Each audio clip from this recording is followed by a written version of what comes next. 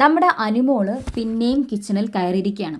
അത് വേറൊന്നും കൊണ്ടല്ല, അവിടെ സാബുമാനും ആദിലയും ഒരു തരത്തിലുള്ള റെസ്പോൺസിബിലിറ്റിയും കിച്ചണിൽ കാണിക്കുന്നില്ല എന്ന് മാത്രമല്ല, നെവിൻ ഒറ്റയ്ക്ക് കടന്നാണ് കിച്ചണിൽ കഷ്ടപ്പെടുന്നത്. നെവിൻ ചെന്ന് വിളിക്കുമ്പോഴാണ് പലപ്പോഴും സാബുമാനും ആദിലയും വരുന്നത്.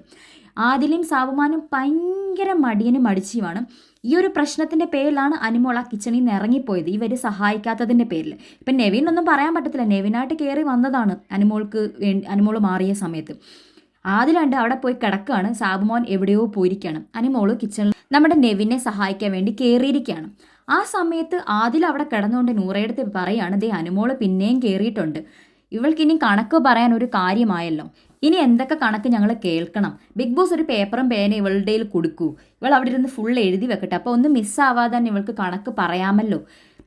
ഇപ്പം കളിയാക്കാൻ പറ്റിയ അവസരമാണെന്ന് നൂറ പറയുന്നുണ്ട്. നമ്മളിപ്പോൾ കളിയാക്കാൻ വേണ്ടി ചെന്ന് കഴിഞ്ഞാൽ അവൾ പിന്നെയും അവിടെ നിട്ടേച്ചും പോകും. പിന്നെ ഞാൻ അവളെ വല്ല കക്കൂസിലോ ഫ്ലോറിലോ ഒക്കെ ഇടേണ്ടി വരുമെന്നൊക്കെ പറഞ്ഞ് രണ്ടുപേരോടൊന്ന് കളിയാക്കുകയാണ്. എന്നാൽ എന്തുകൊണ്ട് ക്യാപ്റ്റനായ നൂറ ആദിലെ അവിടേക്ക് പറഞ്ഞു വിടുന്നില്ല ഹെൽപ്പ് ചെയ്യാൻ വേണ്ടിയിട്ട്? എന്തുകൊണ്ട് നെവിനെ ഒറ്റയ്ക്ക് അവിടെ നിന്ന് പണിയെടുപ്പിക്കുന്നു?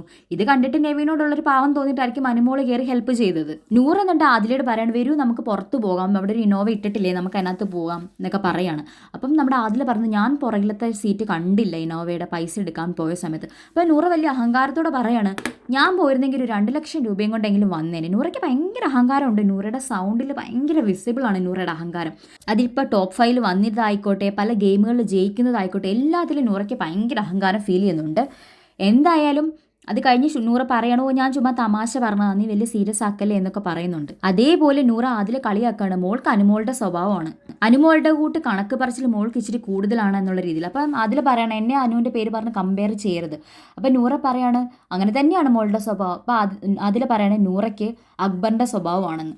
അപ്പോൾ നൂറ പറയുന്നത്, എനിക്കത് കുഴപ്പമൊന്നുമില്ല എന്നൊക്കെ പറഞ്ഞിട്ട് നൂറ ചിരിക്കുവാണ്.